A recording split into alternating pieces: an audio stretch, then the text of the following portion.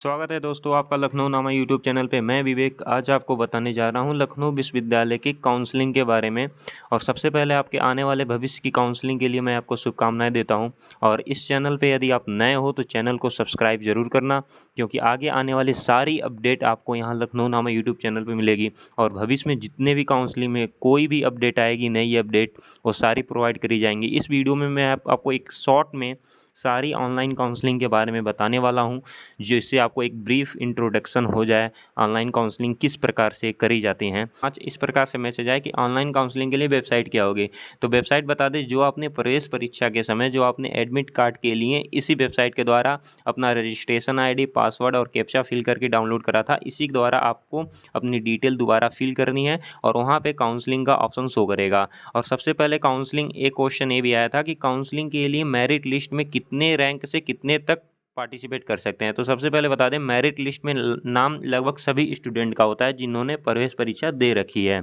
तो उनका वे सभी छात्र अपना रजिस्ट्रेशन करेंगे, पासवर्ड फिल करेंगे, कैप्चा करेंगे और काउंसलिंग जो कि 16 सितंबर से स्टार्ट होनी है, यानी कि बात करें कल से स्टार्ट होनी है। आगे हम आपको पूरी काउंसलिंग के एक ब्रीफ में इंट्रोडक्शन देने वाले हैं, ठीक है। और फीस भी आपको साथ में हम बताएंगे। और वेबसाइट आप नोट कर सकते हैं, इसी वेबसाइट के द्वारा आपको ऑनलाइन फर्दर काउंसलिंग करनी होगी। लखनऊ विश्वविद्यालय के द्वारा यहाँ पे देखिए ऑनलाइन काउंसलिंग का जो प्रोसीजर और गाइडलाइन है, लगभग ये आई थिंक 9 पेज का ये पेज है, पीडीएफ है जो कि जारी किया गया है। और हम इसको आपको ब्रीफ में फुल डिटेल के साथ बताने वाले हैं।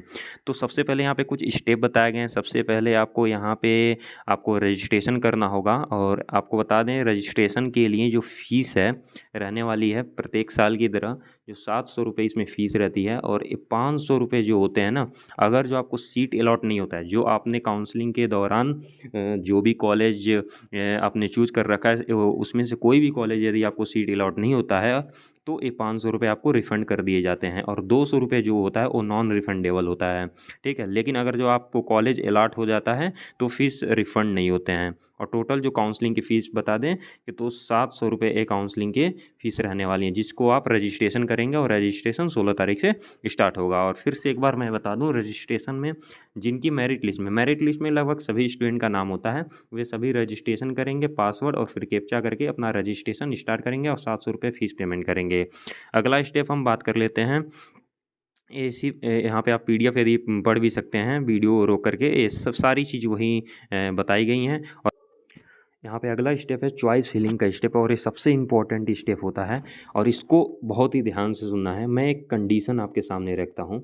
फॉर एग्जांपल मान लीजिए, अगर जो किसी स्टूडेंट ने चॉइस फिलिंग करने के दौरान मिस्टेक कर दिया, पहले पे कॉलेज को डाल दिया और दूसरे पे एलयू कैंपस को डाल दिया, जबकि ऐसा आपको नहीं करना है। लेकिन ये चॉइस फिलिंग क्या है कि अगर जो आपने पहले पे जो भी आपने कॉलेज डाला है, ठीक है, और आपकी रैंक बहुत अच्छी है, ठीक है, तो आपको पहले स्टेप में अगर जो कॉलेज मिल रहा है तो पहले रैंक वही दे दिया जाएगा। और आपने दूसरे पे बाई मिस्टेक अगर जो आपने कैंपस दूसरे पे फिल कर दिया तो फिर वो आपको नहीं मिलेगा। तो नंबरिंग का बहुत ज़्यादा इंपॉर्टेंट होता है। इसीलिए आपको सबसे पहले जो कॉलेज या फिर जो भी महाविद्यालय आपको पसंद है कि हाँ इसी में मुझको एडमिशन लेना है कैंपस के बाद, सबसे पहला ऑप्शन तो यही, आपको एलयू कैंपस आप फिल करोगे। दूसरे पे आपको जिस महाविद्यालय में एडमिशन लेना उसे फिल करना है, ठीक है। तो ये नंबरिंग का बहुत ज़्यादा इंपॉर्टेंट होता है और इसको आपको बहुत ध्यान से फिल करना होगा जब भी आप ऑनलाइन काउंसलिंग कराएंगे। हड़बड़ी में कोई काउंसलिंग मत कराना, क्योंकि ये नंबरिंग का बहुत ज़्यादा इफेक्ट पड़ता है, ठीक है। बाई मिस्टेक अगर किसी ने कैंपस को दूसरे पे डाल दिया और पहले पे कोई दूसरा मतलब कॉलेज ही डाल दिया, तो कोई भी प्रेफर पहले कैंपस करता है।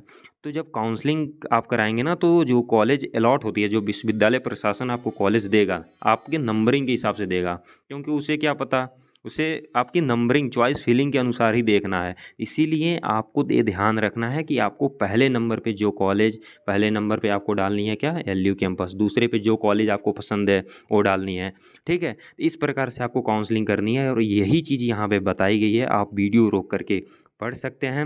और एक चीज़ और यहाँ पे बताई गई है, कही गई है कि अभ्यर्थी जितने चाहे उतने विकल्प यहाँ पे भर सकता है, यानी कि जितने कॉलेज चाहे उतने कॉलेज काउंसलिंग में वो डाल सकता है। लेकिन एक बात और कि आपको नंबरिंग का विशेष ध्यान रखना है कि आपको जिस कॉलेज में, या पहले पे आप डालेंगे एलयू, दूसरे पे आपको जिस कॉलेज में एडमिशन लेना है, तीसरे पे उससे कम, आपको पसंद हो, चौथे नंबर पे इससे भी कम आपको पसंद हो। इस प्रकार से आपको नंबरिंग को ध्यान में रखते हुए आपको चॉइस फिलिंग करनी है। चॉइस फिलिंग कर लिया तो चॉइस फिलिंग के बाद जैसे मान लीजिए आपने पहले पे एलयू डाला, दूसरे पे कोई कॉलेज डाला, तीसरे पे कोई कॉलेज डाला, तो ये सभी कॉलेज को फिल करने के बाद मतलब आप जितना कैंपस और जितना कॉलेज आपने फिल किया है उसके बाद होता है एक लॉक का ऑप्शन, जो कि लॉक करनी पड़ती है कि आपने अब लॉक कर दिया है, इतने ही में से किसी एक कॉलेज को आपको चाहिए। तो एक बात यह ध्यान रखना, यदि आपने कॉलेज जो भी आपने फिल किया है और लॉक कर दिया, तो फिर अगर जो बाद में यदि आपका माइंड हुआ कि नहीं हमने थोड़ा इसे एडिट करना है, तो नहीं हो पाएगा। इसीलिए लॉक बहुत सोच समझ के करनी है,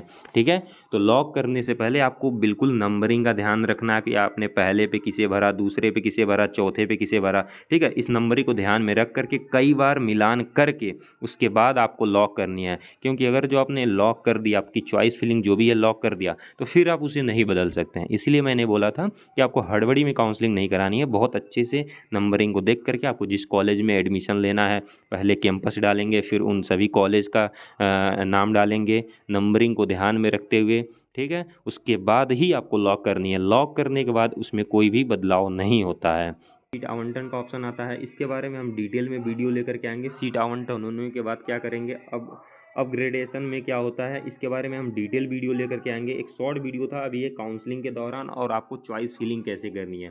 जब सीट आवंटन होगा उसमें हम और ज़्यादा अच्छे से और डिटेल में हम वीडियो लेकर के आएंगे, उसमें बताएंगे। फिलहाल आपको चॉइस फिलिंग बहुत अच्छे से करनी है और काउंसलिंग समय से करा लेनी है।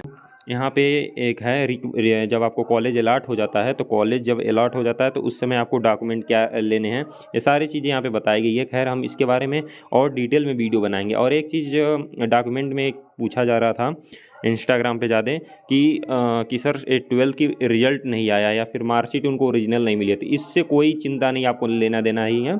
अगर आपको ओरिजिनल मार्कशीट भी नहीं मिला है तो यहाँ पे नेट की कॉपी भी यहाँ पे मान्य होती है रिपोर्टिंग के समय। तो बात उस समय रिपोर्टिंग के समय है। फिलहाल आप अपने काउंसलिंग पे ध्यान दीजिए। करते हैं आपकी फ़ीस के बारे में हम बात कर लेते हैं। पूरा डिटेल दिया हुआ है यहाँ पे, फीस दिया हुआ है। जैसे कि हम बात कर लेते हैं BA 4 ईयर यानी कि NEP के अकॉर्डिंग, ठीक है। इसमें आपका PG हो जाता है, आपका 1 ईयर का हो जाता है। यहाँ पे फीस यहाँ पे शो किया हुआ है 3527। यहाँ पे आपका रजिस्ट्रेशन फ़ीस है जो नॉन रिफंडेबल होता है, और ये 500 जब कॉलेज नहीं मिलता है तब आपको वापस किया जाता है, लेकिन कॉलेज जब मिल जाता है तो इन सभी को यदि जोड़ दें तो यहाँ पे आपका 3027 रुपये हो जाता है। इसी के साथ अगर जो और कोर्सेज़ की बात करें यहाँ पे शो है आपको BSc मैथमेटिक्स ग्रुप की बात करें, जो कि ये भी 4 ईयर का होगा आपका। टोटल बात करें 7527। ये जो आपको 700 रुपये तो काउंसलिंग के समय आप दे रहे हो, ठीक है।